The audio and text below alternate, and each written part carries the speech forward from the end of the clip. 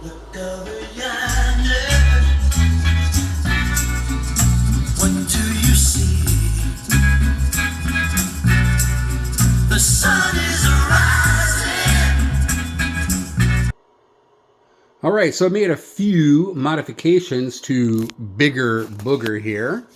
And as you can see, right up here, I ripped out this freaking lighted SPST switch, 12 volt switch, because it leaks too much damn air. So I went with a battery disconnect kind of deal here. Let me open this up and I'll show you. Right there, just like that. Got it all soldered in real good, taped up real good. No leaky leakies. This is a 36 volt system, DeWalt battery powered. Oh yeah.